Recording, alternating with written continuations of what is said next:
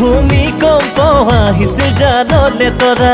দলিয়াই দিবলে পৰাণ সময়তে নেলৰা অ ফেব্ৰুৱাৰী মাহৰ 8 তাৰিখে হ'ল কথা কলিজা আতি আতি দিছিলো মনৰ বতৰা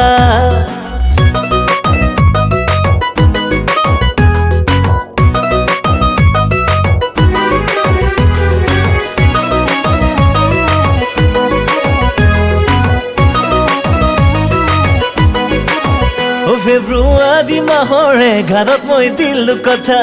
উৰে তো জীৱন তোৰে লগতে থাকিমে তৰা